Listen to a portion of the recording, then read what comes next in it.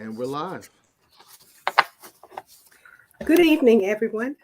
My name is Dr. Amelia Ross Hammond, founder and chairman of the Virginia African American Culture Center.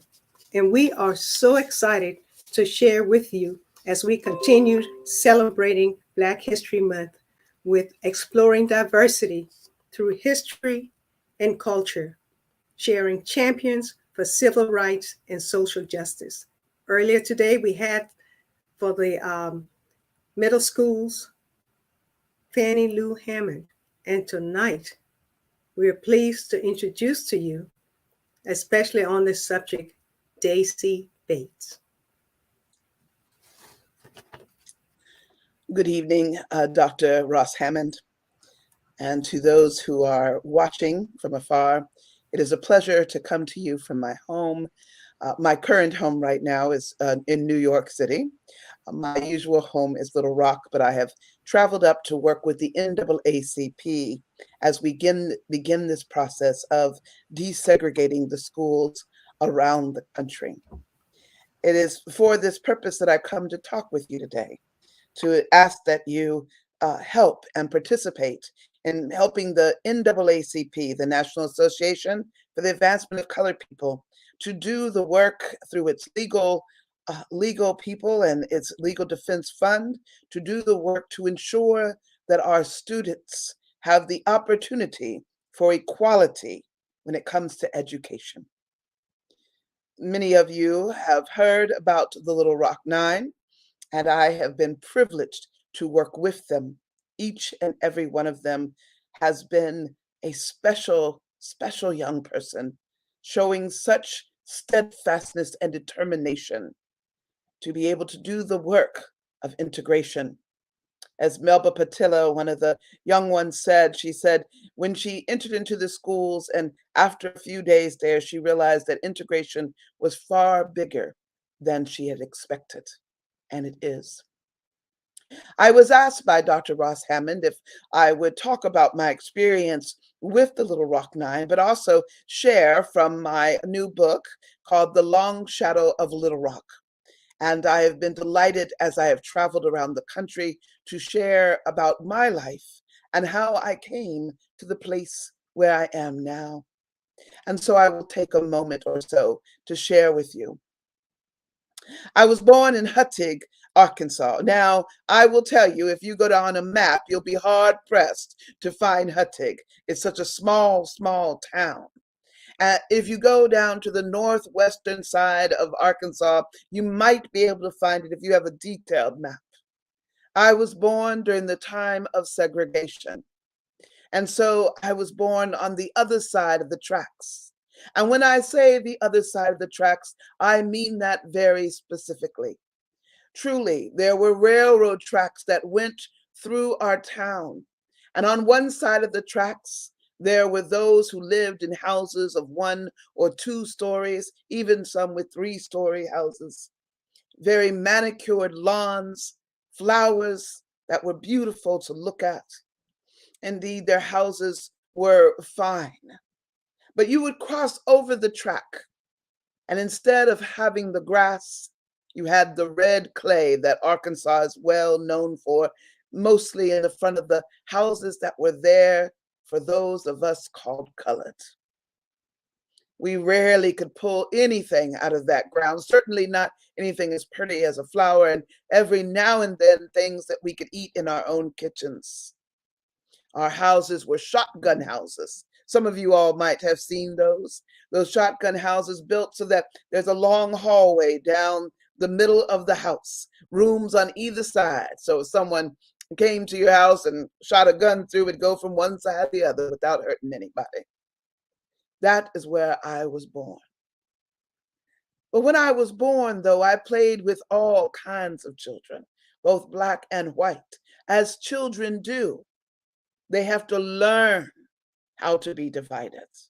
They have to learn how to hate one another. So I played back and forth and often would go when I could with friends to play out either on either side of those tracks. But I knew I was different when I was about 6 years old. At 6, my mother sent me to the commissary for the first time by myself.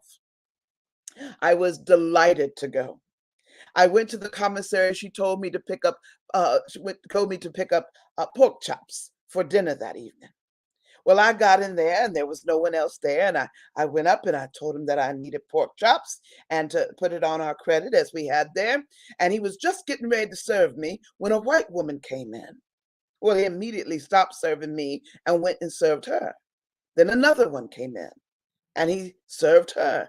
Then a girl about my age, a white girl about my age came in. Well, he served her before he served me. Now, I was 6 years of age. And if any of you all have seen a 6-year-old, you will know that the level of patience is not very high. And I am certain I did things like roll my eyes and suck my teeth and showed my displeasure for being asked to be second. Well, after everyone was gone, he looked at me with the attitude I had on my face and he said, "Look here, girl, we serve white folk before we serve your kind." And then he cut up some pork chops for us, but were the worst part of the pork chops. They had mostly fat on them and grizzle. He wrapped it up and almost threw the package at me. Well, I ran and tore out of there with that package in my hand. I was so angry. I was so angry how I was treated. So when I got home, I told my mother, I said, he gave us nasty pork chops, nasty pork chops. I don't want those nasty pork chops. I went on and on and on until my mother finally said, "Talk to your father when he gets home." Well, I was ready when my mother came. When my father came, I was certainly a daddy's girl. I'm certain some of you out there were as well, and maybe are right now. I was a daddy's girl, and my daddy could do no wrong. So when I saw him coming up the walk, I jumped up as I could from the front stoop I was sitting on, and I ran to him and I told him what happened. And I said loudly, "I want us to take it back. Let's take it back, because we don't need no nasty pork chops. Let's take it back, Daddy. We take it back." And I went on and on until finally my daddy, he looked at me and he bent down and he took my shoulders and he shook them and he looked me in the eye and he said, "What do you want me to do? Do you want me to bring trouble to this house?" And he had never done that before. He had never said that. And when I looked at him, I didn't see anger. I saw fear. So that's the first time I remembered that I was different. But I still played with everybody, and I was a tomboy as well. I don't know if any of y'all were tomboys in your early days. I may wear pearls now, but back then I was a tomboy climbing trees and playing with the boys, and I played marbles. Now, I don't know if young people play marbles as much anymore, but I loved to play marbles, and I was quite good. And when I played marbles, when you lost your marble, I kept your marble. And some of the boys would come and tell my mother that I was playing marbles and kept their marbles, although I had won them fair and square, and my mother would make me give them back. Well, one day when I was about 10 or so, I was playing marbles and I was pretty good. I got one boy's cat's eye. Do y'all remember cat's eye? Oh, that pretty marble. Well, I got the one boy's cat's eye. At the end of the game, he asked for it back, and I said no. I said no, I'd won it fair and square. Well, he didn't know what to do. He was so mad at me that he pulled one of my pigtails. And I did the next best thing. I socked him in the face. Yes, I did. Well, then he looked at me and he said, "Well, at least my mama is my real mama."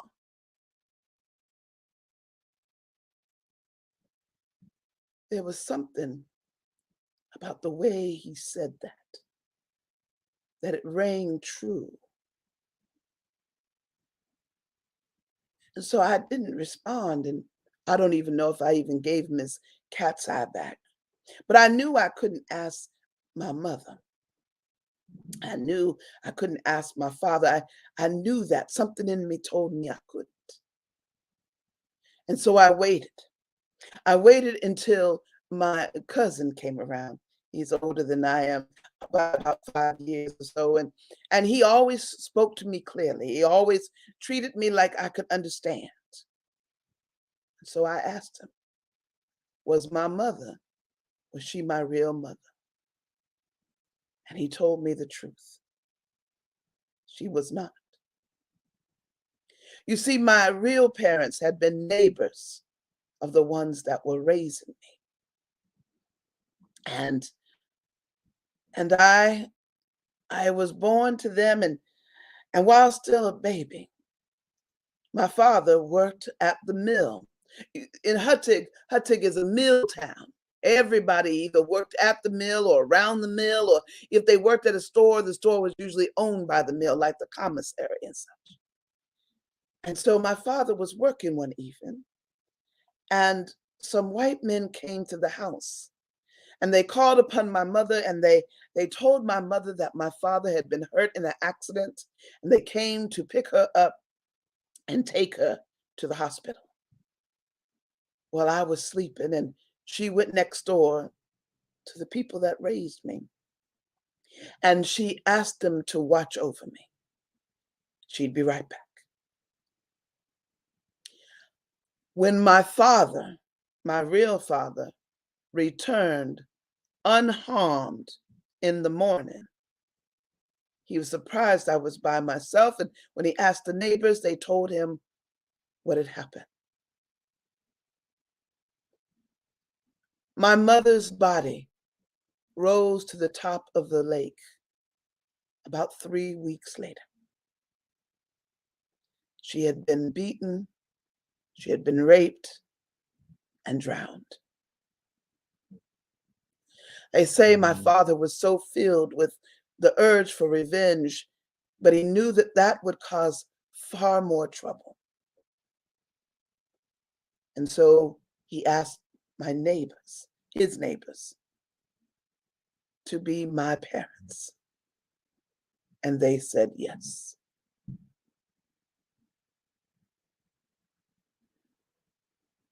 When I heard that story, I started to hate. I hated white people. I hated them. There had been no investigation, no attempt to bring to justice anyone who had done that to my mother. And so I just felt filled with hate.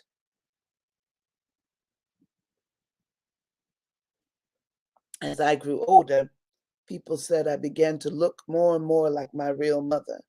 And by that time, the parents who raised me knew that I knew the truth. Well, one day I went to the store. I was in my teenage years, and I went to the commissary, as I could do by myself now anytime I wanted to. And when I went on this particular day, there was a man on the front porch. He was obviously drunk, but when he saw me, his eyes grew wide, and he became as pale as he could be. And the way he looked at me, it was as if he had seen a ghost. The way he looked at me made me think this was one of those men that had done that to my father. So I leaned in to let him get a good look at me. And he leaned back and he said, "No, no, leave me alone, leave me alone. Didn't mean to, leave me alone." And he ran off. Well, come to find out, he was sitting on that porch more often than not in front of the commissary. And so I decided to come to the commissary more often than not. And I would come there and I would look him in the eye and I would pour all my hate into him. Well, this happened for quite a little while there, a few weeks. One day I arrived and he wasn't there. And I came back the next and he wasn't there. And I began to look for him, to search for him, to see if he was in an alley somewhere. He'd gone to another store. And Well, the grocer at the commissary had watched this interaction. He had seen what I had been doing and seen the reaction. And so he came out on that third day. I looked and said, "Girl, he done died." I looked at the grocer and I said, "Died? He can't die. Who am I going to hate now?"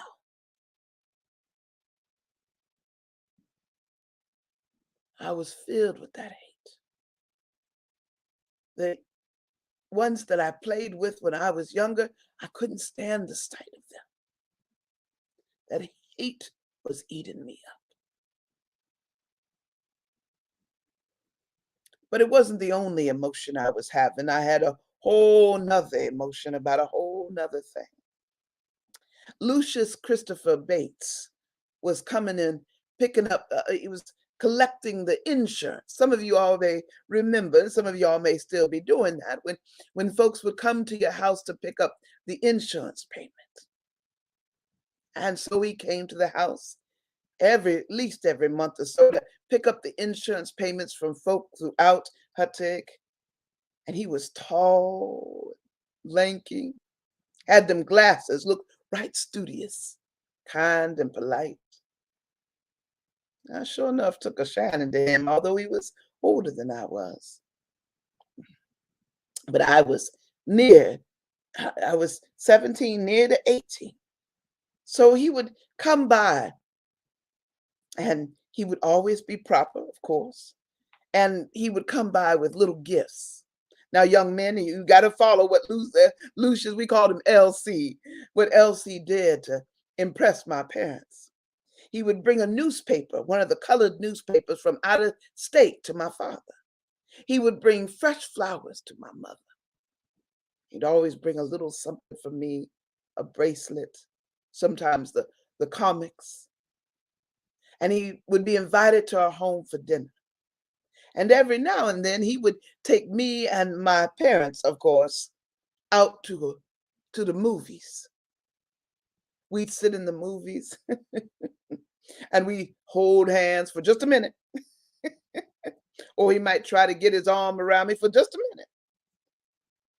But I grew to be very fond of him. In my last year of school, my father, the one who raised me, he had cancer come on. He couldn't be accepted in the white hospital that was there in town, and the colored hospital was too far away. We'd never be able to visit on a regular basis. So we were fortunate when the Catholic hospital allowed him to come there, and we could visit often. I would go see him, and when I would walk through, I would walk by those nuns that were there, both black and white. I never spoke to the white ones. I was just too filled up with it. One day when I visited, not knowing this would be the last time I would see him living, he watched this interaction. And on that day, he said, Daisy, Daisy, don't hate people because of the color of their skin. Hate what they do. Hate the injustice. Hate the wrongs put upon people. And do something to change that.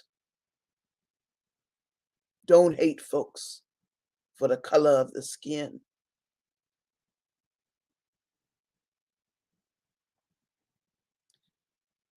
I heard those words from him. And as I walked out, I thanked even the white nuns that were caring for my father. And those would be his last words to me. And it became a decision for my life that I would hate the injustice not the people,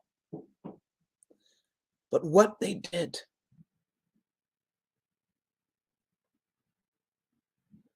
After my father died, I left school, and Elsie and I were married, and we moved to Little Rock. Now, I got to tell you, Little Rock, when I first moved there, was a progressive town. Well, yes, it had one side of the tracks and the other, but in the colored community, we had everything that we needed. We had colored doctors and dentists, and we had our own clubs and organizations. We had our own hospital and nurses, and we had everything we needed in the colored community. We sometimes went to things that were in the white community as well. We go to Woolworths, but of course, go into the side door, the back door, or go into one of the dress shops. But you never tried the dress on. You would just, you might be able to lean it up against you, but that was about it. Never tried the shoes on in one of the shoe stores, but you could, excuse me, you could go there to purchase them. It was a town of progressive. It was a progressive town. It's a progressive southern city, and it billed itself as such. And so everyone wanted to be in Little Rock. My LC had wanted to start a newspaper for the longest time. And so he did. And that paper did well.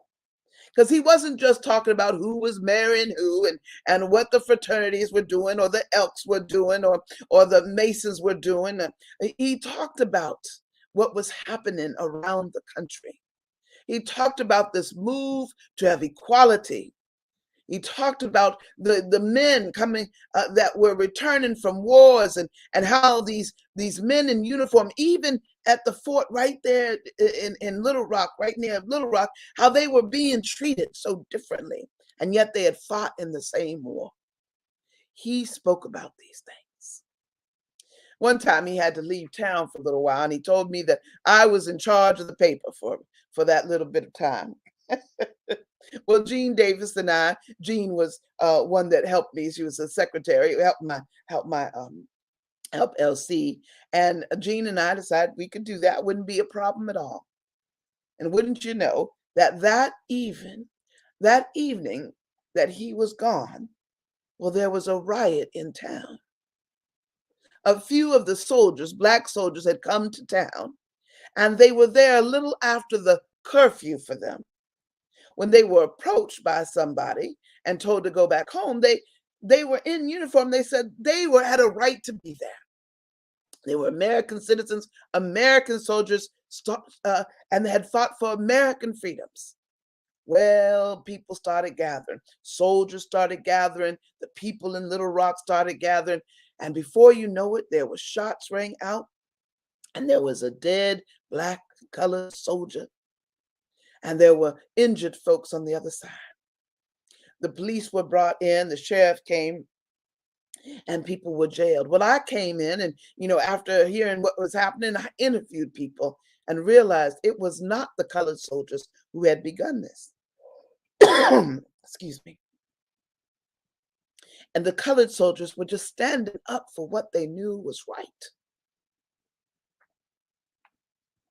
So I wrote about that. And we put it in the next edition of the paper. And because I wrote about it, and I was truthful in my writing, as LC always was, but maybe a little less tactful than he was, well, the next thing I know, the police were knocking on my door, and I was arrested for defamation and thrown into jail. Well, I haven't been thrown in jail before. I had been working with the NAACP for quite some time in Arkansas and was working at various levels of it, but I had never had any times to be thrown in jail. And there I was in jail, and I will tell you, I was worried. Those women in the jail, they scared me. So when somebody asked me what I was there for, I told them I killed my husband. They seemed to accept that and didn't give me any bothering at all. But I talked to them as well and heard how they were treated. LC came back. I was let go and was told to come to court.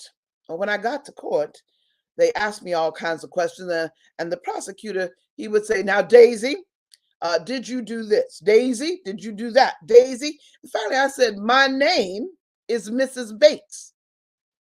My friends can call me Daisy, and you are not a friend." Well, he was quite offended by that. But there was a small fine I paid, and I was let go. And Elsie said I would never be in charge of the paper again, which was all right by me. I spent my time really working with the NAACP and soon became the director of the chapters of the Arkansas NAACP, the Arkansas chapters of the NAACP. And then 1954 came. Do you remember the joy when we heard about Brown versus Board of Education and the Supreme Court, all of them being, all of them agreeing that separate but equal was no longer to be the law of the land, that it was wrong and it was unconstitutional, and that with great haste and speed, the schools needed to be integrated. Do you remember that time? Oh, we had such hope and promise.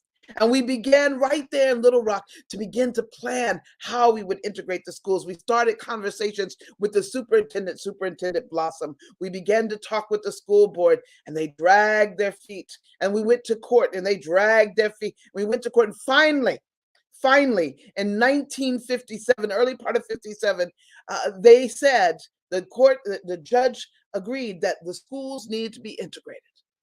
So a plan was devised. Students that had been at Dunbar High School were now given the opportunity to be able to apply to go to Central High School. This was an opportunity of a lifetime, and many students applied. Now, when I say the schools were separate, were not equal, let me look at a little of my notes so I can give you an idea of what I mean. So Paul Laurence Dunbar High School, when it was built, it cost $400,000. Little Rock Senior High School, known as Central High School, cost $1.5 million to build. The student capacity for Dunbar High School, the colored school, 1,600 students. And Central, 3,000 students. All the textbooks at Dunbar High School were hand-me-downs, and all the textbooks for Central High School were purchased new. The Dunbar Library only had 5,000 books. Central had 11,000. There was no gymnasium or practice field, even though we had a football team and a baseball team, but not at Dunbar High School. No gymnasium, no practice field. All of our games had to be played at Philander Smith College, the black college that was there. And yet, Central High School had a gymnasium and a stadium. Even the principal's salaries, although they did equal amount of work, the principal over at Central High was paid $500 a month, and at Dunbar High, $344 a month. We knew without a doubt that our schools needed to be integrated so our young people could have the same opportunities. So they could go to a school that had the latest, that even had a lab. There was not even a lab, a chemistry lab, or any science lab at Dunbar High School. So it was a great opportunity, and the students would begin in the 1957 school year in the fall of 1957, and they would go, of course, to the school year there. We looked at all of those things. I was asked to help look at those applications first, and then we submitted the applications to the school board, and 16 students were accepted. But then it began. When the call for integration went out, that people were going to, that Black students were going to desegregate Central High School, Well, then pressure was put on the parents of these students. Some were threatened to lose their jobs, others were threatened to lose their homes. Then the school board decided that any colored student that went to Central High School, well, they would not be able to participate in any extracurricular activity. Some of our students were athletes, expected to be looked at for various colleges. They couldn't afford not to be seen. And so it came down to 9 students. Now, these 9 students, I hope that you will never forget them. These 9 brave students who became known around the world for what they did. Thelma Mothershead, Carlotta Walls, Gloria Ray, Minnie Jean Brown, Elizabeth Eckford, Jefferson Thomas, Ernest Green, Melba Patillo, Ernest Green, and who am I missing? Jefferson Thomas and Lord have mercy. My brain gets so bad sometimes. I'm always forgetting. How did I forget? Terrence Roberts. Lord have mercy. I don't know how I would ever forget Terrence. He would always make you laugh a bit. These nine young teenagers, ranging from being a freshman to Ernest Green, who was a senior. They would be the ones that later would be called the Little Rock Nine.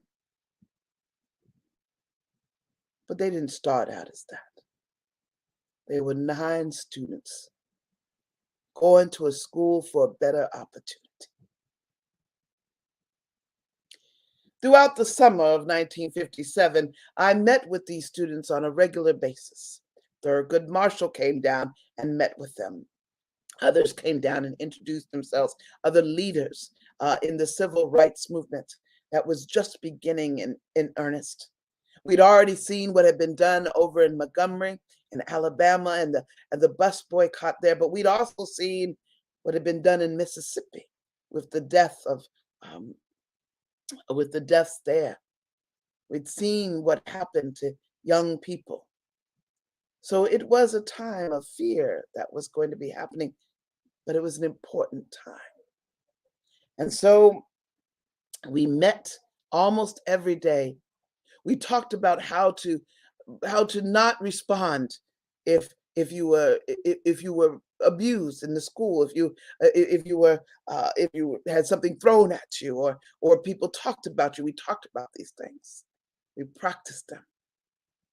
And they came to me almost every day so that I could be for them the one that connected between the school and for them, between the school system and them.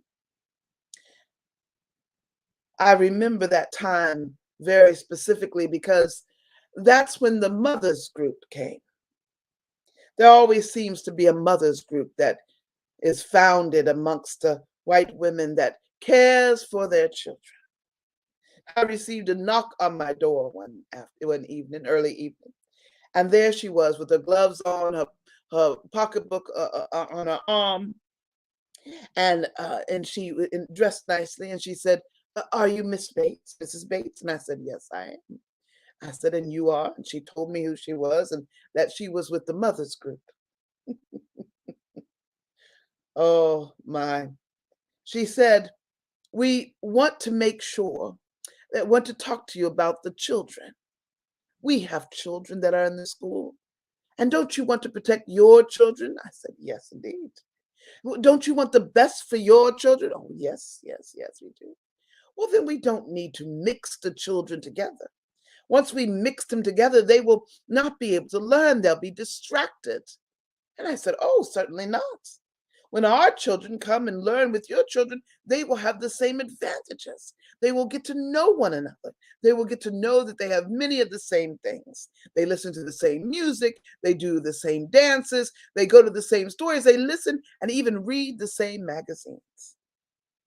She looked at me. She said, But no, we don't need to have our children, we don't need to have our children talking to one another like this. They need to go to separate schools. You do understand. As a mother, I must protect my children.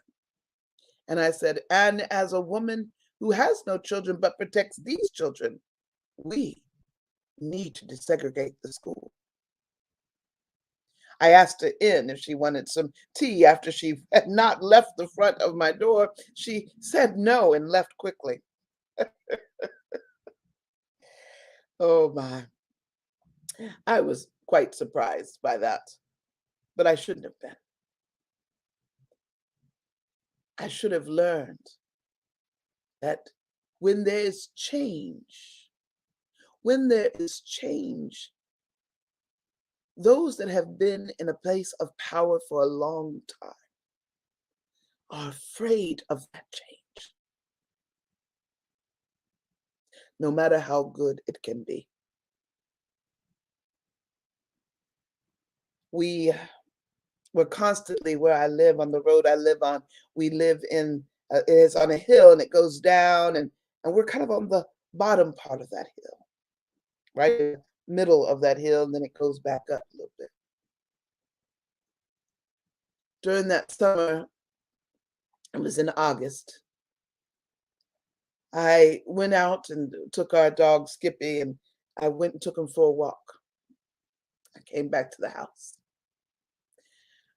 I took off his leash, put the leash up, and I sat on my couch, which was in front of the plate glass window in the front of that was facing the front of the house. I leaned over to pick up a magazine, and that's when a brick came through the window where my head would have been had I not leaned over. It crashed the whole window, and I went straight to the ground as I had been practicing to do. Elsie was downstairs. His newspaper was having serious struggles because people were pulling their advertisements from it. And so he came running up the stairs with some other men that had been talking about how to make sure that all would be safe. And he checked on me, and I was all right. Well, that evening, we began our nightly vigils of someone sitting in the garage area, that's an open garage, with a shotgun across their lap for protection. During that night, I asked to sit for a while. I had a revolver on my lap. I took some time to think while I sat there. Was desegregating Central High School worth dying for?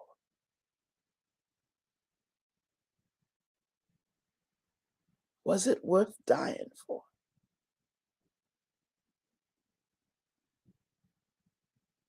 On that evening,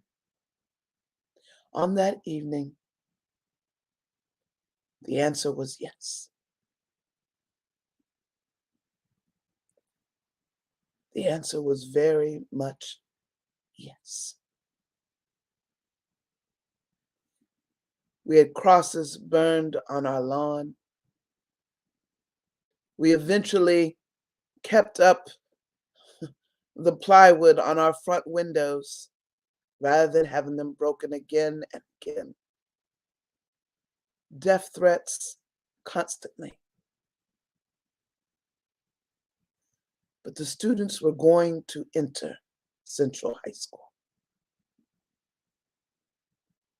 The night before they were to enter the school on September 4th, 1957, the night before, Governor Faubus, Orville Faubus, Governor Faubus got on television and said that he would do everything to protect the children. We had started to see the National Guard come in. We weren't certain what he meant by protect the children. Did that mean our children? That's what we hoped for. Well, we were going to meet at the school the next day, and an escort, I was going to walk with the students into the school. But after hearing Governor Faubus, one of the white ministers that supported us called and said that he and some other white ministers wanted to surround the students, the Little Rock Nine, and escort them in the school just in case there was any difficulty, because they were also hearing that a mob was coming in from out of town, that people were going to gather that morning over at the school, the next morning at the school. We thought this was a good idea. We were going to meet at one of the churches. And so I called all of the students except for Elizabeth Eckford. Her family didn't have a phone, so I was going to go by there in the morning and get her. But it was late at night, and I knew I needed to get some rest. I took a small sleeping pill so I would get some rest, and woke up late. Elsie woke me up. We're getting dressed, we're getting ready, we're running out the door. I've forgotten what I've needed to do. We turned on the radio, and that's when I hear that a colored girl was walking to the school. It was my fault. Elizabeth had to walk that walk by herself.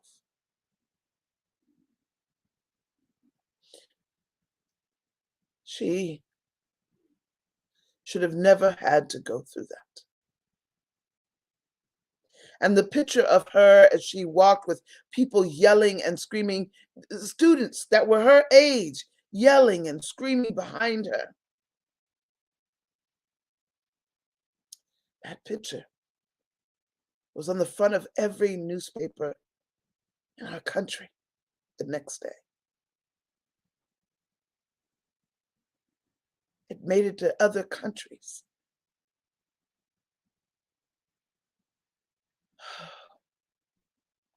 I wish she had never had to do that. We didn't try to go into the school on September 5th. The Guard was eventually moved out, the National Guard was, and eventually we were able to get the students into the school, and after the Guard was moved, and when they got into the school, a riot began outside. Melba wrote that she remembered hearing the people outside say, "Just send us one. Just send out one. We only want to hang. We only want to string up one." And she remembered hearing a teacher say, "Can't we just send them one?" The sheriff was there when he heard that too, and he gathered those students and went back out the back door, and it became a mob that could not be stopped. But President Dwight Eisenhower was watching all this, and he sent in the 110th from Fayetteville, North Carolina. They came, and they are the ones that escorted the students in.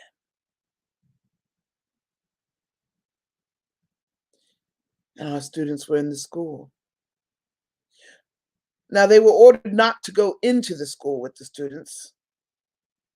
And so they weren't there as the students, the Little Rock Nine, experienced being kicked and pushed, hands slammed in the lockers, being called names, walking into a classroom and being told to sit in the back, or every single student moving to the other side of the room away from them.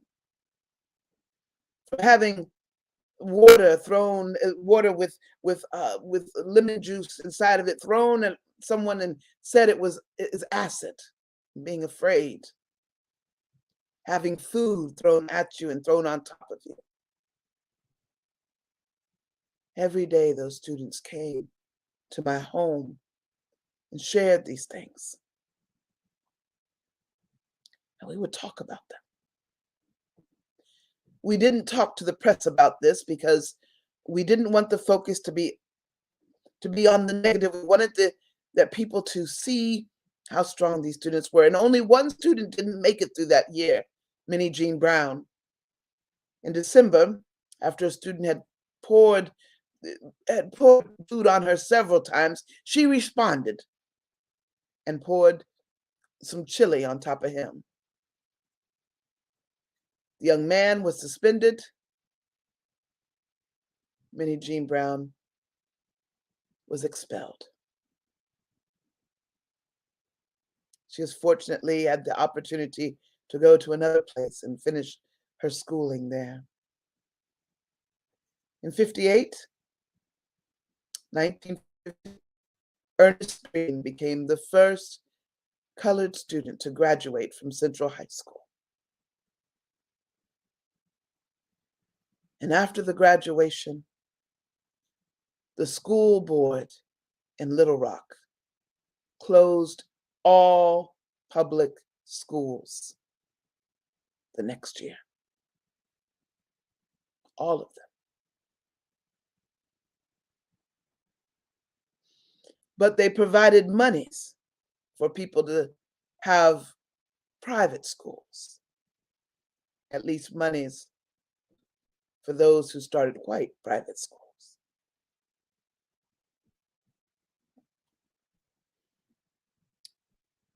And all of the students that had been in Little Rock, the ones of the 9, they were given opportunities to go to various places around the country where people allowed them to come to their schools, and they were taken care of. I think about this time with these students and how hard it was to continue to do the right thing when so much was wrong that was done to them. Later in 59, when the schools were reopened again, the integration continued. Terrence Roberts went back to Central High School, as well as did others. All they wanted was a chance to be on equal footing, to be given the opportunity to take advantage of everything that the United States of America provides, to be a part of this country with all of its benefits. That starts with our children. The reason I stood with these young people is because I heard my father's voice in my ear. Hate the injustice. Hate the wrong that people do.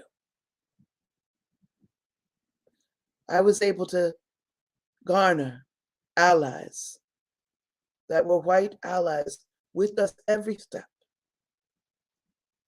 because I remembered what he said. Don't hate people because of the color of their skin. I am hoping and sharing with you today that you will garner and you will gather allies to stand together, to hate the injustice,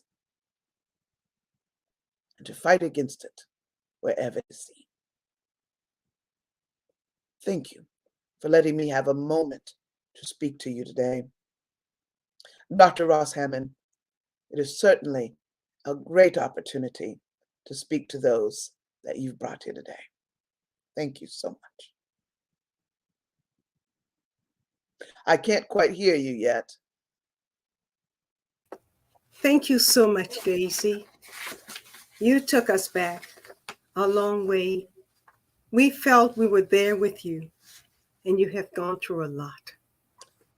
We'll let you stop for a minute to at least have a little drink of water while I share a tiny bit about the Virginia African American Culture Center. And we have some students from the Virginia Beach City Public Schools that are coming on to ask you some questions. Lovely, lovely. Congratulations in carrying the torch at the Olympia. You have come a long way, and we applaud you for your work. Thank you. Thank you. So our audience, we want you to hold on, because we need to have our young students share and ask questions. A little bit quickly about the Virginia African American Culture Center. If some of you were out and looked at the newspaper today, we felt so humbled to make the front page of the Virginia Pilot about our building and what we want to do. Our vision is to be the statewide leader in generating historical and cultural contents through programs, artistic performance, and curated exhibits.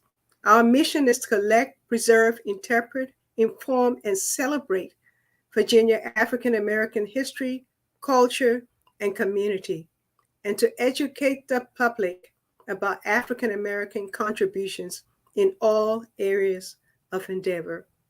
And we're on this journey, just like you saw Daisy, to share about justice, to share and give our young people unfiltered lived experiences, which is very important for them to know and for them to be able to build pride in having learned the accomplishments of African Americans before them.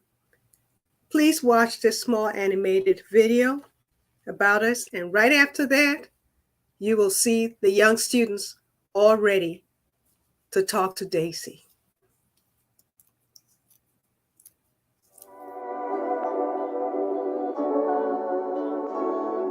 Coming soon to Hampton Roads, the Virginia African American Cultural Center will be a place that brings people together, celebrating African American history and culture, providing educational opportunities, fostering meaningful interaction, and bridging communities.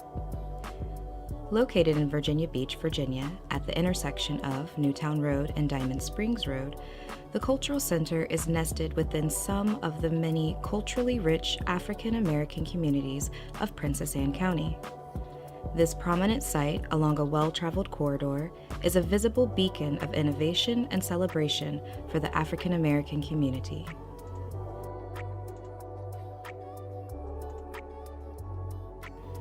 The Cultural Center will tell the story of African Americans in Virginia. Co-Ed-Q. The building's design is arranged according to this guiding formula. Co, meaning community, Ed, meaning education, and Q, meaning culture. The site design is planned for 2 phases. Phase 1, the Community Center, further named the Drum, and Phase 2, the Performance Center. The site will provide community gathering space, outdoor recreation space, and ample visitor parking. Here, in the recreation area, restored basketball courts with new architectural landscaping features adjoined, bridging connection to the Drum. Resting atop the Drum is the Sacred Circle, intended to serve as a green roof, allowing for outdoor learning and instruction. Taking a closer look at the project phasing, let's look at Phase 1. Beating as the pulse of the project, the Drum will occupy Phase 1. The Drum functions as the co-ed part of the formula. The Drum's elliptical form offers a multifaceted facade to all sides. The sweeping serpentine site walls serve as outreaching arms that both embrace the Drum and welcome its neighbors. The sweeping site walls also help create a gently rising hill, allowing for multifunctioning use and moments of discovery. Topped with a green roof, the Drum lives as an expression of nature, sustainability, and learning. Soon after Phase 1 is completed and opened, construction of Phase 2 will begin. Phase 2 fulfills the Q part of the formula and will function as the center's primary performance venue. Bringing the site to completion, this final wing of the center will provide larger scale opportunities for formal performances and entertainment showcases, seating up to 250 guests. Sealed within the Drum is the Great Room, a space manifest for the great coming together of people and community. Wrapped warmly by the exterior walls of meeting screen system, this flexible space will facilitate programs and gatherings for performance, expositions, conventions, ceremonies, lectures, and more. With the guiding principles of cultivating community, education, and culture, the expanse of the Great Room is shaped to encourage and reinforce these principles. Through a blend of sculptural architecture and artful historic artifacts, the facility will be bountiful in cultural expression and community interaction. Traversing the drum from the upper level of the Great Room, one can enjoy a performance or an event below, view into the art exhibitions beyond, or simply occupy the meeting rooms and administrative spaces available on that level. Another key feature in the building's program is a secondary flexible multi-purpose space to be separate from the Great Room. Here, the flexible space can facilitate a variety of programs, from conference meetings and training programs, to workshops and lectures, to hosting emerging technologies for digital learning for children and adults alike, and much more. The room can even provide direct access to the green roof for expanding the classroom beyond borders. The Virginia African American Cultural Center, a place of bringing people together. Thank you so much. And we want to mention you can become a member of the Virginia African American Culture Center by going to our website, as you will see it scroll across. And we have enough different levels for whatever you will want to be a part of and opportunities to volunteer with our youth. We have a wonderful group of executive board members who are out here to help you. And as you can see, our website is scrolling across. But right now, let's turn over back to an historic social justice activist. And we'll ask the young people to come in onto the platform. Miss Daisy Bates awaits you.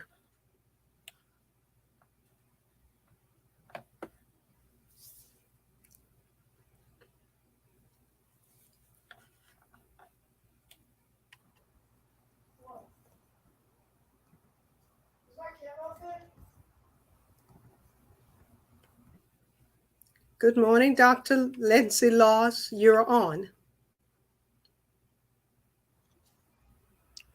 Good evening, everyone. My name is Dr. Sabrina Lindsay Law, and I am the coordinator for equity and opportunity for Virginia Beach City Public Schools, as well as I work with the Black History Initiative and some other student and family programs, and I will be facilitating this evening. Thank you, Mrs. Bates, for sharing your lived experience with us.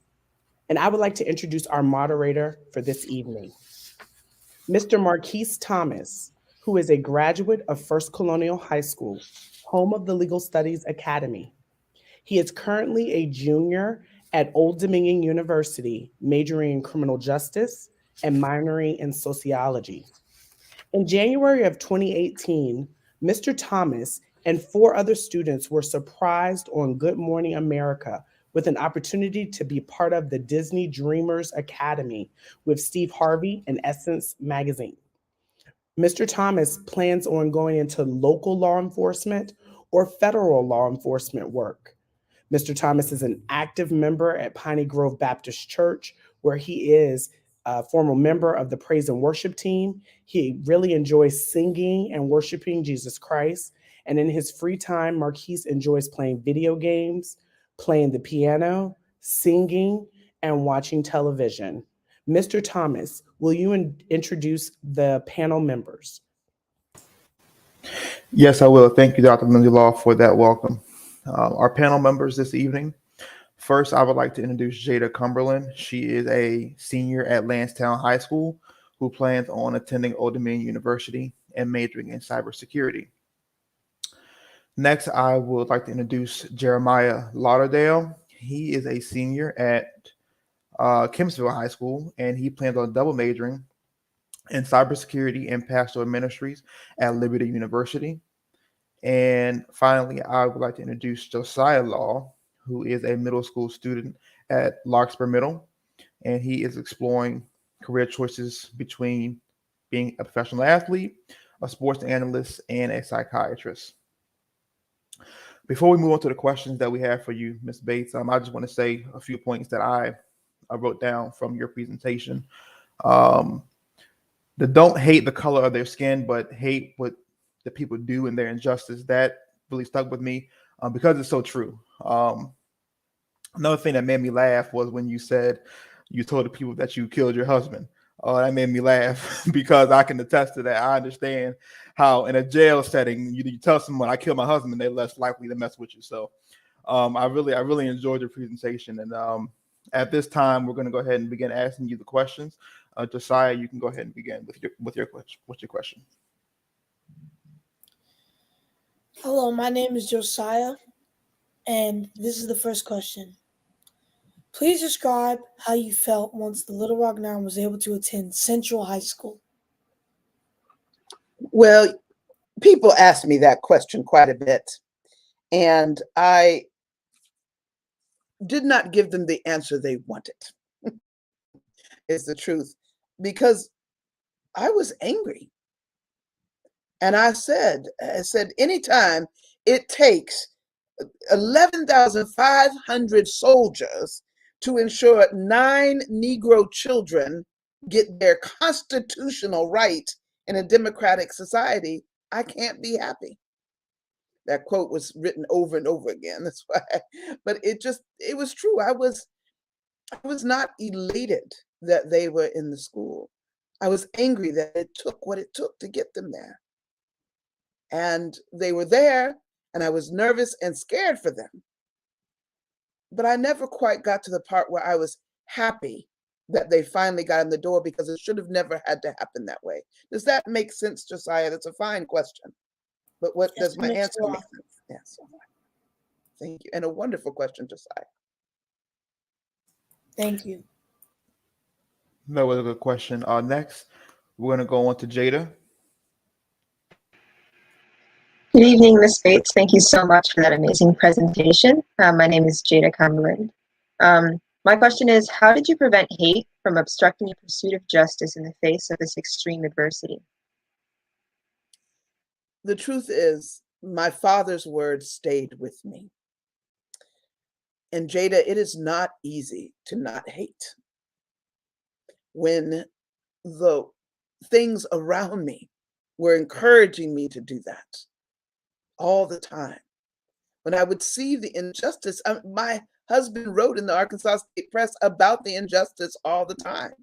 So I was seeing it all the time. And sometimes it was hard not to just want to throw up my hands and hate people. The thing I had to learn the most was that justice required much work and required allies. If I was going to hate people for the color of their skin, I was going to miss on the people who were going to help us to fight the battle. So I always looked for the good I could find in people that would help in the fight for justice. Jada, what a wonderful question. And congratulations. I think I heard that you're going to be going to a college. Is that correct? Yes. Yes, ma'am. Wonderful. Wonderful. Yes. All right, that was a great question. I'm going to go back to Jeremiah. He has another question for, not back to, but to Jeremiah, he has a question for you. Good evening, Ms. Bates. My name is Jeremiah Lauderdale. And for my first question for you, it is, what was the outcome of your mother's murder case in your hometown? Jeremiah, unfortunately, there was never, ever even an investigation. There was nothing. That is part of why my anger grew so much and my hatred grew, that no one took the time to even bother to see why and who killed a colored woman. No one cared. And that's why I grew so angry. And Mr. Marquise, did you pick all young folk with J's on purpose here today? You know, it just happened to pan out that way. Well, these were great questions so far. I have enjoyed this so far, and thank you for your feedback about it. And yes, it was quite funny to be in a jail and to say something. And look, I'm sorry if I keep mixing up their names, but as you said, all the J's are jacking me up. Josiah, you may proceed with your question, sir.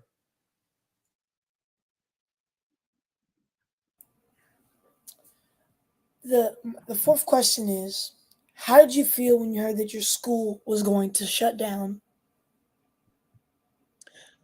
Well, first, it's important to know it wasn't my school. It was the school of the Little Rock Nine. When I heard they were going to, it wasn't, but Josiah, it wasn't just they were shutting down Central High School. They shut down every public school, colored and white. Every public school in Little Rock shut down just because they didn't want to begin integration. And then they gave money to those who were white to start schools, but that same money did not help colored folks start schools.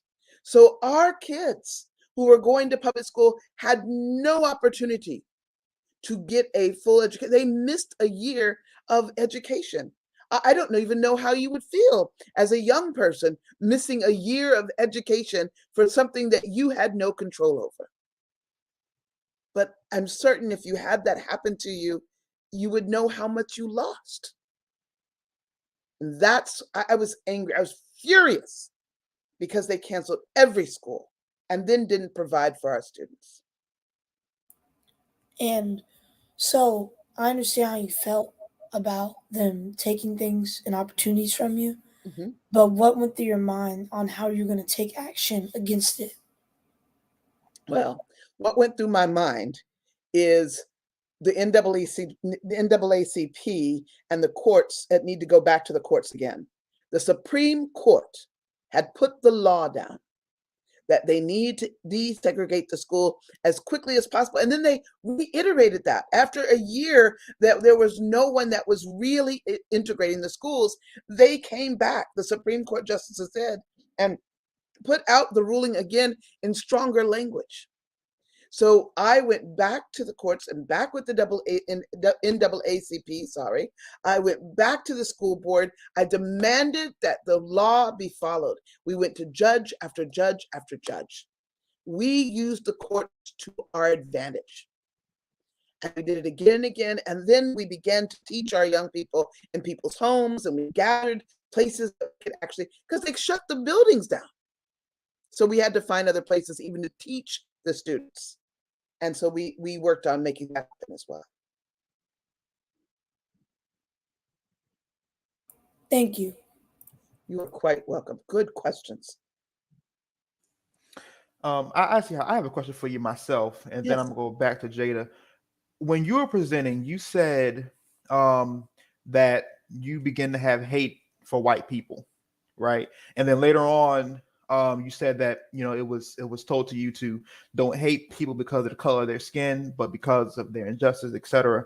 So my question to you is, from the time you were told that, right, how long did it take for that hate that you had for white people to transition to love, to transition to not hate, whatever it transitioned to? But how did that statement, don't hate the color of their skin, change your thought process? Marquise, I think because it was my father, and then it ended up being his last words to me, it took root in me very quickly and very deeply. Walking out of the hospital that day, I spoke to the white nuns for the first time. I'd visited there often. What I learned to do first was tolerate. And over time, what I learned to do was look for the allies that were going to walk beside us in this course for justice. And when I found allies that truly were allies, that were going to be with us when it got very difficult, when those people came around, I could literally call them friend and trust them to be with us. It takes time, but it did start with tolerating. and just making the effort to look beyond the color and speak. And then over time, find those who are not only willing just to speak, but also to stand with you. I hope that answers that question. Yeah, it did. Thank you so much. It did. Jada, go ahead. I know you have one. So I know you've been speaking a lot about allyship and how important unity is in these kind of situations. How important, like, what is the main importance of that in future situations, do you think? And how can we ensure that we remain unified through difficult times? Allyship is required. And Jada, if we look around our country, those who are in power, most of them don't look like us. And in order to be able to make change to those, about those in power, we have to be allied with people that look like us, that don't look like us. So what we have to do is be able to teach people and talk to people, listen for those who are willing to step into the fray, watch. We need to see who can prove themselves. Are they going to run when it's time to be arrested? Are they going to use their ability to not be arrested, to walk away? Are they willing to put themselves in harm's way? Are they willing to listen? And are they willing to let other people, to let us lead in things that require justice to us? Or are they going to put themselves in place of leadership, even when it is not theirs to lead? That's a very important one. And so even the ministers that called me that morning or the night before and said, let's do this here, I knew they were putting their bodies physically on the line. But they called me to see if it was okay, rather than call all the students first. They respected the leadership that was in place. Does that make sense to you when I say that, Jada? That does. Thank you very much.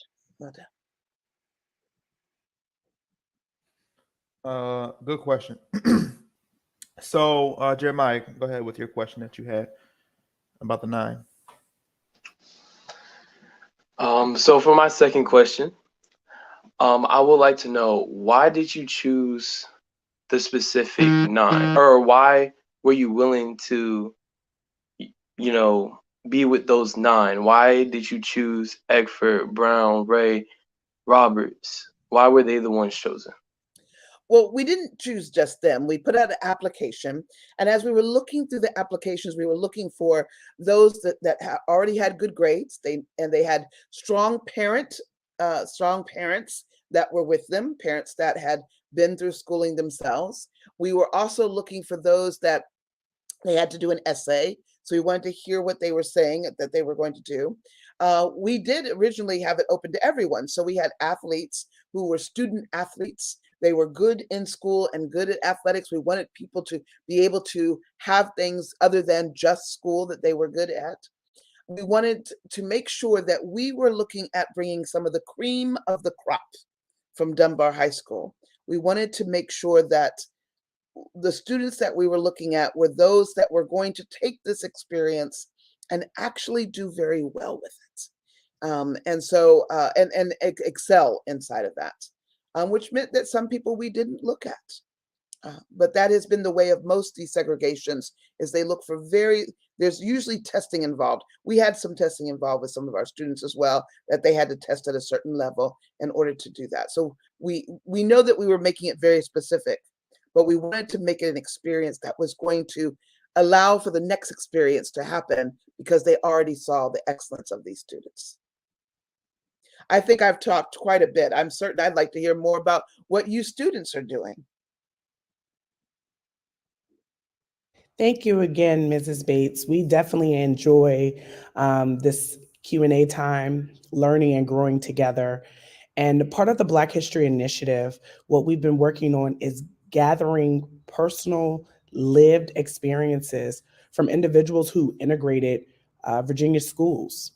Originally, we started looking at Virginia Beach because we heard all the stories, Little Rock 9, Norfolk 17, Farmville. So we know that there were stories out there, and we wanted to hear more about Virginia Beach. Hmm. And so we did some research, and we saw that there were at least 38 students that had integrated elementary, middle, and high.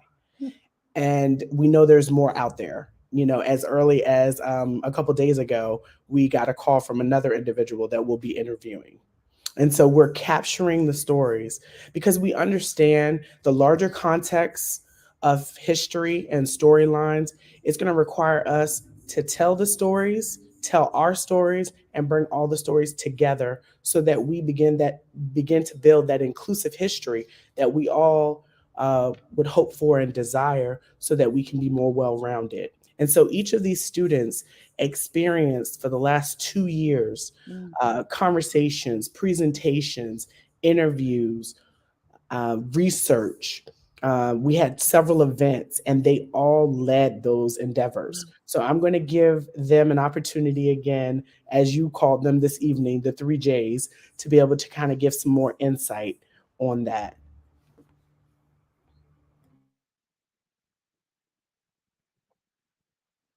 And we'll start with Jada. So the Black History Initiative, as Dr. Law stated, is mostly focused on studying the past in order to bring further conversation in the future. And I think that's really, really powerful, studying the past to connect to the present and then improve the future through conversation. So we initially started with interviewing those students that integrated into the schools, and we didn't just integrate the blacks. We didn't just interview the Black students either. We also interviewed some white students to see how it is from their perspective, because it's important to understand everyone's point of view when you're studying any issue. You can't just focus on one perspective and get a one-sided story of something. You cannot have a single story. And then we started to focus on having conversations. In my own experience, I've had Black History Month at my school, and Black History Initiative has celebrated Black History Month. We try to integrate, not particularly integrate, but we try to include stories of people that are doing things in our current world, like Pharrell Williams, Barack Obama. We try to include their stories into our narrative. And then we also have future conversations. Just this Black History Month on a Saturday a few weeks ago, we had conversations about change and involvement in our community and how we can further make this a society that includes everyone around them.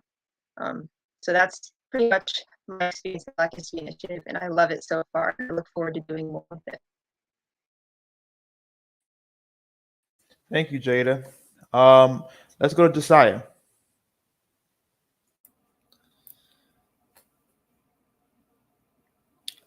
What I gained from today is that when you cannot have an issue with other people without trying to work something out with them. Like when you were talking about how your dad told you that you have to not hate them because of their skin, but hate them for the things they do. And I know from my personal life that you can't look at someone and hate them. You have to learn to build some unity and comfort with that person to bring a better understanding to things. Because you don't know, you might become very good working with that. You might be able to work very good with that person or anything like that. But that's really what I mainly got from this. And I got really just that you have to learn to like people that you aren't used to. That is very good, Josiah. Thank you. And Josiah, I just want to answer a little bit further. And how does BHI tie into your experiences? BHI ties into my experiences because I learned to see different faces, and I learned the different lifestyles of these people and how they lived when they were younger. And it really relates to BHI because a lot of those people said they had to find love with those people, with white people and many other people that they didn't like or love. They had to use them to get their education and to get the resources they needed to survive and become smarter and get more growth. And I learned from those interviews and this that you need people in your life to be successful, even if you don't love them. All right, thank you. That's wonderful. Jeremiah? So for me, like Dr. Law said previously, that we have been a part of this for 2 years. And these 2 years, I've pretty much learned how to, I've seen interviews, like Josiah mentioned earlier, that we had these interviews and we were able to learn about what people have done in the past. What have they learned, their experiences themselves. And that's what I love so much about BHI, is because it allows you to get a perspective of why you are here today, or who has influenced your way to get there. And it's just such a great community as well to be a part of. And as on top of that, all the events that we have done every year in February, at the beginning of February, we have had an event that we host for all of Virginia Beach. And it's a great way for us to have, I think this year we had about 100 people come or so. And it was great to have them come in and, see the perspectives of middle schoolers and high schoolers, as well as teachers, parents, supervisors, etc. It's just being able to have this community and being able to learn from different areas of life onto how you are affected today. So BHI, honestly, is just such a great way for anybody really just to learn about why Black people stand here today. Why are you able to go to school? Just like Daisy Bates just said, why like the Little Rock Nine is probably the reason, or likely is the reason, that I am in school at the school that I currently am at. And being a part of BHI is allowing me to be here right now, speaking to y'all and share my experience and being able to learn from these individuals as to why Black history is, Black history. And so that is pretty much what I've gained from BHI as a whole. That's great. The three of you all gave wonderful feedback about your experiences with BHI and how it ties into the presentation that Ms. Bates gave us. Thank you. At this time, we will now be going to the video of the artist and producer Philip Jones, also known as Tennis Robin.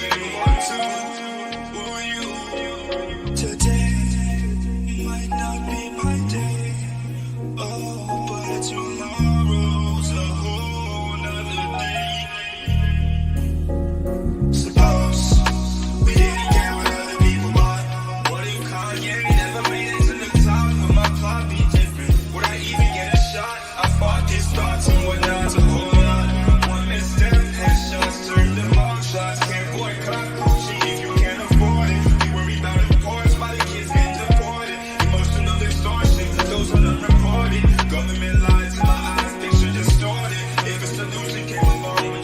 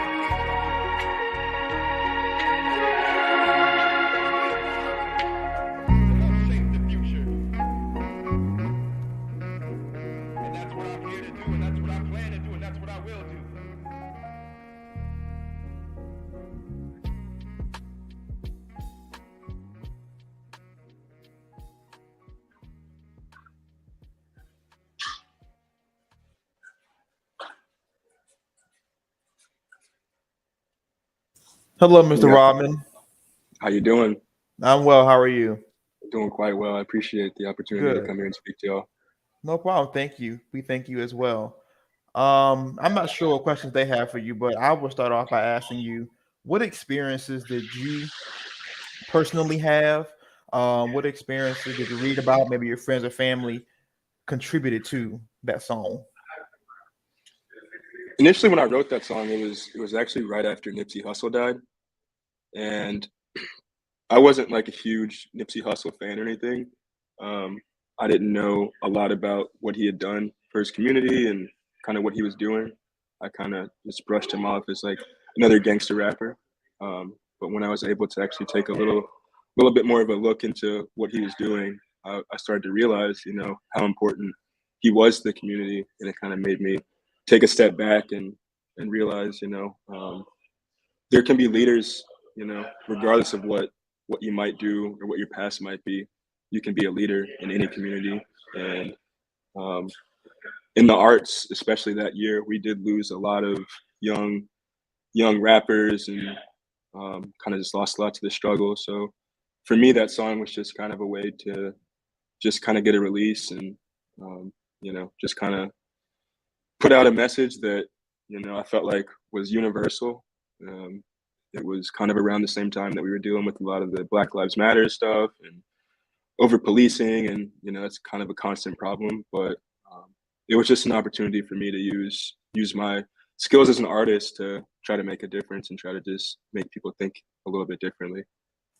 Absolutely. Thank you. Thank you. That's good. And did you compose the music for that song as well, or just the lyrics? Just the lyrics. Okay. I do make beats and stuff too, but that was just a beat that I found and it resonated with me. And my artistic process kind of is, you know, if I'm inspired, I'm going to go for it. So Right. it just happened. Right. Absolutely. Okay. Students, you guys can go at it.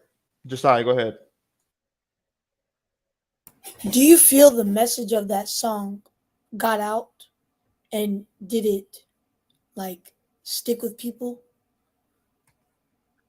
So I do feel like that message is like I was saying a little bit earlier, kind of universal. And we were kind of in a time where people were becoming more conscious to some issues that were in the Black community that people might have thought, you know, were isolated in the Black community, but they're American issues. And I think that not just the song, but the whole world kind of woke up to some of the issues that we were dealing with. And I worked for about 10 years as an educator, and I've really tried to do everything I can in my life, not only as an artist to put art out, but also to reach out to youth and make sure that I'm giving platforms and helping mentor and bring people's awareness up, not just about issues, but also in different ways that we can take part in our community.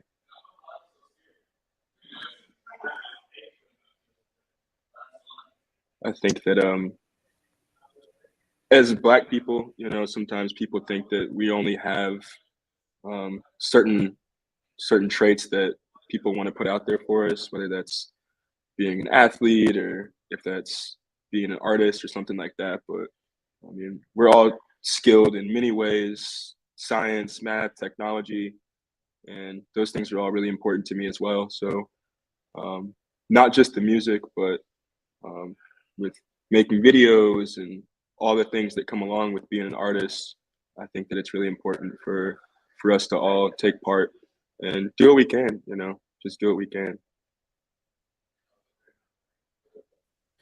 Absolutely. Thank you. Good question. Good, Josiah. Let's go with Jada. Good evening, first of all, and that was an amazing song. I'd love to hear more about the power you think creative expression has in movements like Black Lives Matter and social improvement in our society. I really feel that it's one of the most powerful tools that we have as African Americans. Sometimes making music is the only way to get people to listen, which is sad but true. Artists like Kendrick Lamar, plethora of artists, you know, have been able to bring issues to the table.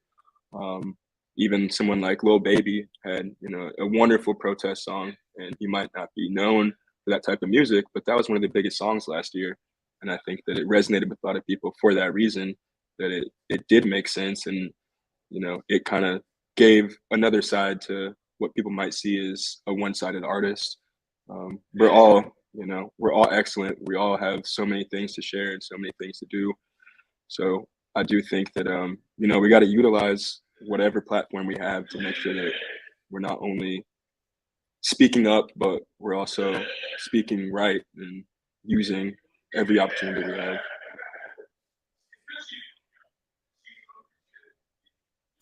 Thank you. Thank you so much. Jada, do you have something else you want to say, or? We can go to Jeremiah now. Okay. Jeremiah, go ahead. Good evening. First of all, just like Jada said, that was a great song. You're a very talented artist. If I could, would love to listen to more of your work. I loved it. But my question for you is, what inspired you to start doing music and becoming a musical artist? So arts were always a part of my life. That's one thing that my parents really encouraged me in, and that was a place that I saw, you know, an opportunity a little bit more than sports or anything like that. I started making music when I was pretty young, you know, just experimenting, trying things on the computer, and actually was a dance major in school. So I primarily focused on dance when I was in high school, and kind of just going down the path of arts. Music just came. It was just part of what came out of me, you know. Everybody raps, everybody, you know, has a little something to say. So just being a nerd, you know, and always on the computer and stuff like that, it was just another outlet, just another way to be creative. And it's something I still continue to do. You know, not all my music obviously is that family friendly, but I do encourage you to check out any other stuff. I got all kinds of music, and for me, it's just an awesome way to connect.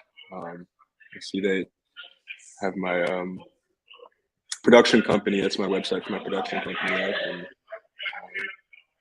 And I kind of do a little bit of everything as an artist, especially as an independent artist. You kind of have to be your own everything when you're coming up. So music just became part of it. You know, if people needed a DJ or needed someone to do this or that, you know, I would step up because it was just an opportunity.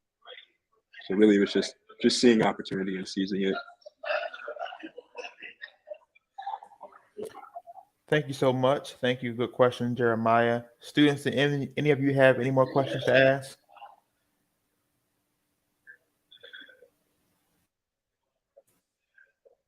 No, sir. All great questions, guys. I really appreciate you guys bringing me on and letting me talk to you guys a little bit. I just want to, you know, continue to encourage you guys and, you know, let you know anybody can be a leader. Anybody can make a change in their community. Really, it's just faith. You know, you got to have that faith in yourself, and you got to know that your community is going to support you as well. And just keep going, man. I'm really proud of all you guys, and I really appreciate all the questions. Thank you. We thank you so much for your music and for your time this evening. At this time, we are now going to let Dr. Ross Hammond speak about Sheila Arnold, Daisy Bates, and give the reflection and closing remarks.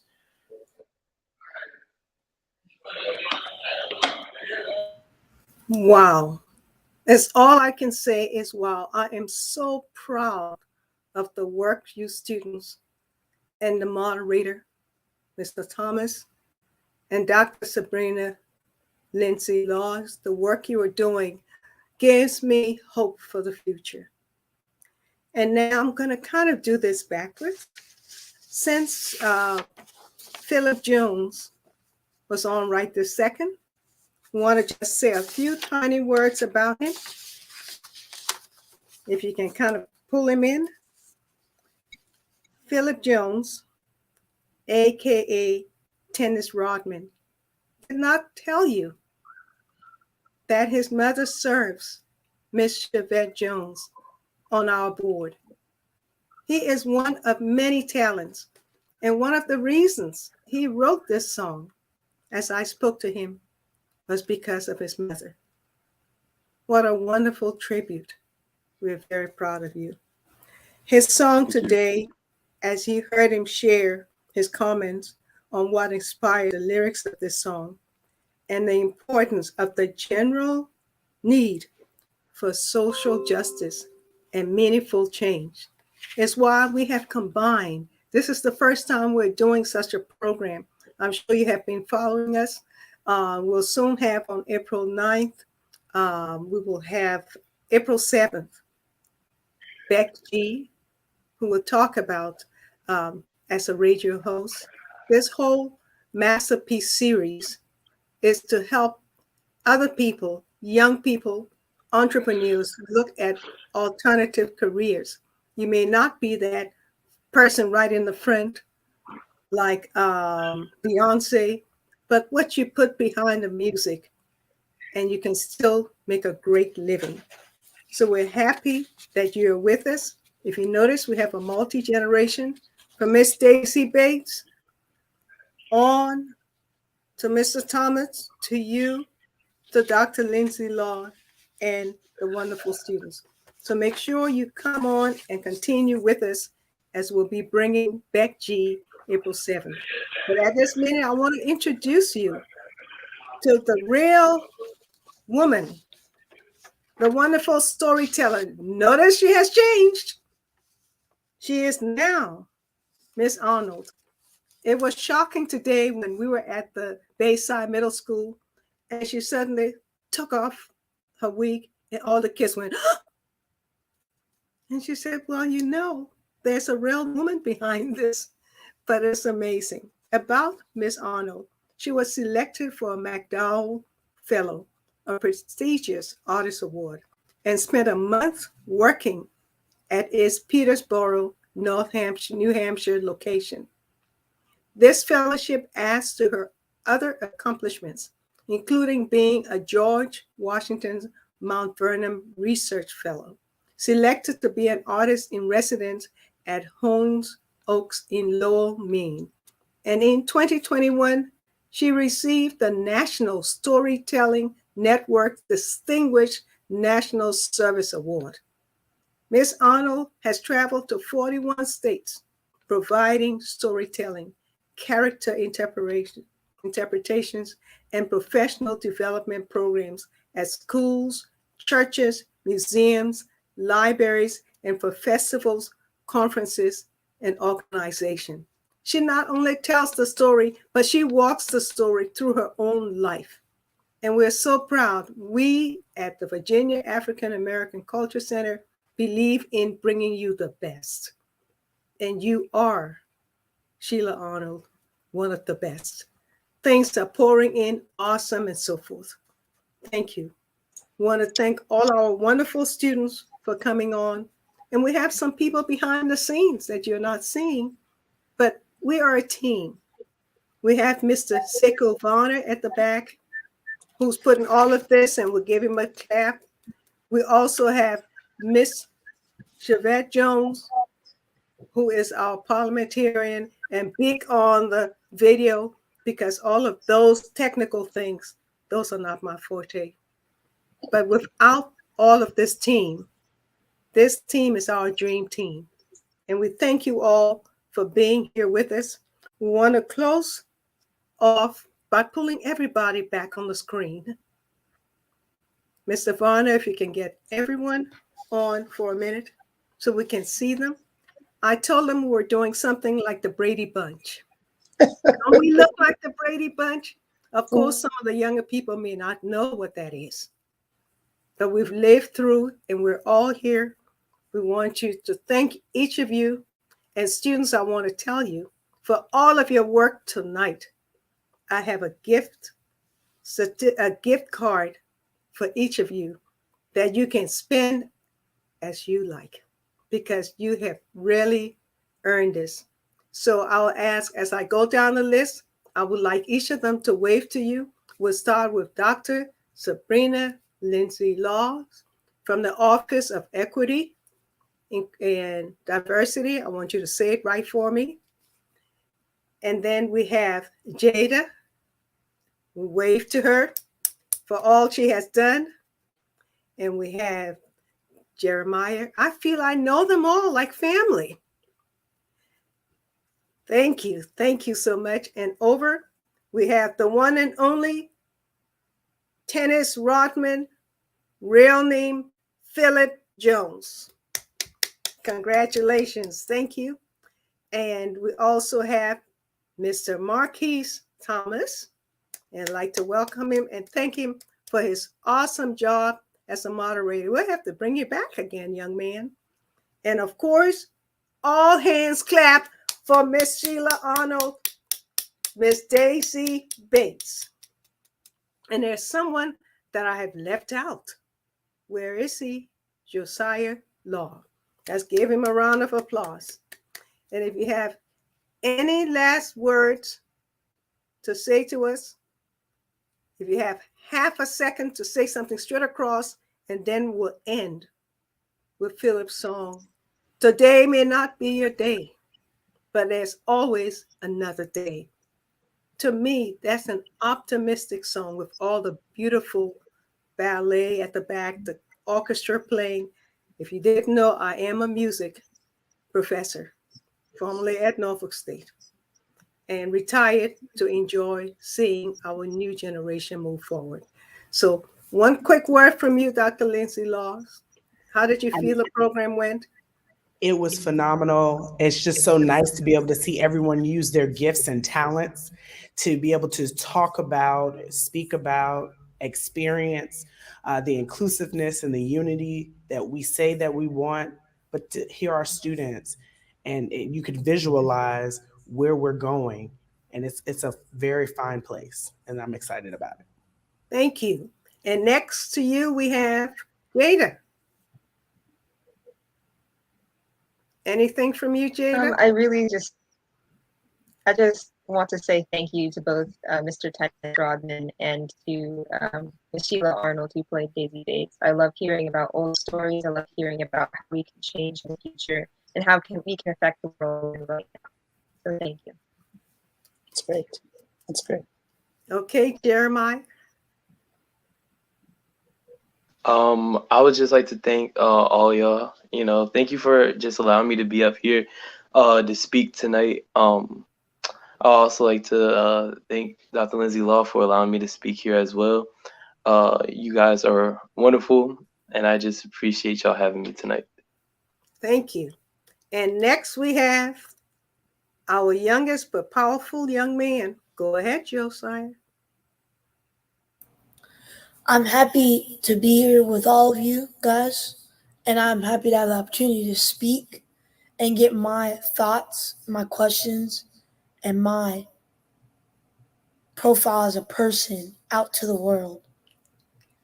And you are right, because we have people from Connecticut, from Yale University on this. We have Norfolk State University president and people from Georgia, from all over. So you used the word correctly, the world. Now, Philip. I just want to say thank you again for having me out here and letting me take some space and share it with you guys, and all the encouragement, and just being able to share the time with you guys is honestly just amazing. Great treat for Black History Month.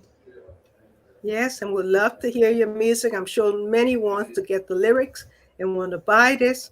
So you've got new fans in Virginia Beach. Awesome.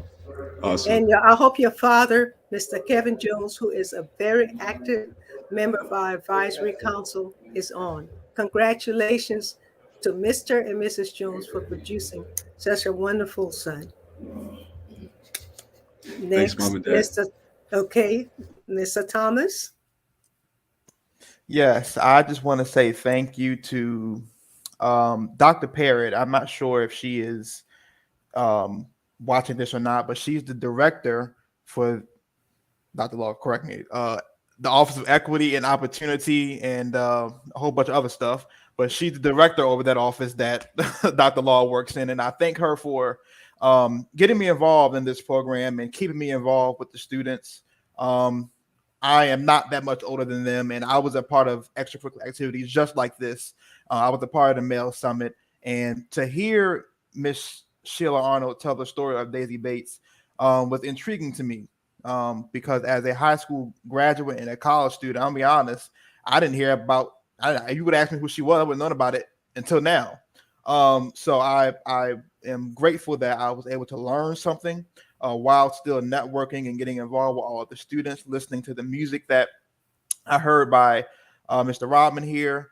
And it has just been a great experience. So I appreciate everyone for keeping me involved, and I have enjoyed it. Thank you so much. Thank you. Thank you. And Ms. Arnold? Well, this was such an honor. I am so delighted to have been able to be here. The young people, you all ask great questions. You have great passion. Yeah, I'm very excited about what the future holds for us, because you all are going to be the leaders in the future. And I'm excited about what your next steps are, and hoping that you'll share everything that you're doing right now with others, and just constantly do that. That is just what you're doing is it's just so powerful to hear the questions that you had and the thought process that you're working through, listening to somebody from the past and thinking about what that has to do with you right now in the future is wonderful. And Philip, I love your song. The first time I heard it, I was like, oh my God, sorry, Tennis, I love your song. And I want to see you do more. I want to hear more of that. I want to hear more like that. I love T.I. and the songs that he has been doing. And it really, that's kind of what you made me think of, that particular kind of level and of song when you do that. I think that your voice needs to be heard wider and broader, and so that we see that more and more. And I know sometimes the money isn't always there for that. I get that. And you even talk about that on your webpage, on your page a little bit. But that is powerful, and I don't want to ever lose that. Marquis, and I just say this, and I'll get off. I know I'm longer than everybody else because I tend to be talked all the time. But the level of intergenerational, and Mr. Thomas, for you to come in and work with people that are next generation down from you, and Philip to be here, and for myself to be a couple generations up, and to have this intergenerational thing is phenomenal. What you are doing, Mr. Thomas, what you're doing in the position you're in, making sure that you're right with the next level of generation, is so powerful. It won't be forgotten. Just know that sticks with people when they can see somebody just a little bit older than them making it. They're following those steps, and that's really important. And Dr. Ross Hammond, just thank you for letting me come. This was just exciting, and I'll be quiet now. Well, we want to thank you. I would be remiss if I don't mention our board members.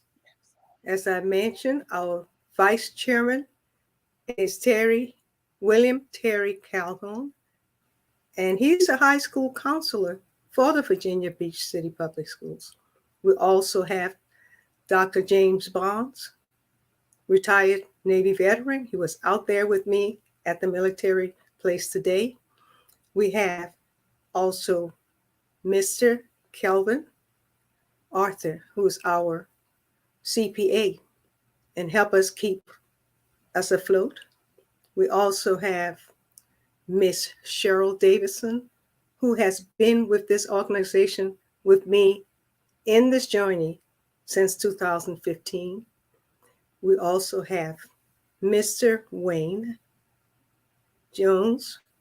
And finally, I'm sure you heard, we recently lost our former president, Mr. Bruce Williams, who had a dream, but his dream will continue to be alive through what we do. That is important. We laid him to rest on Friday, and we were there to tell him, you haven't been forgotten. His tomorrow is still going to come through the building of this culture center. Finally, I would like to mention the Virginia Beach City Public Schools. They're doing a phenomenal job. We also thank Dr. Lakeisha Parrott for working with us, and also Miss Jen McGowan, because we are one of the community partners with you. And of course, the superintendent, He is actually one of our charter members and our school board, our city council. It takes a village, and these are our village. As you heard us say, we are working towards being a statewide organization. We're so proud. Like I said, make sure if you didn't see the newspaper today, go on to Pilot Online because we were on the front page. And the General Assembly also see what we're doing for programs and has given us an award. So we thank you for being here tonight. We hope you have a wonderful evening and the rest of Black History Month. Thank you. Bravo.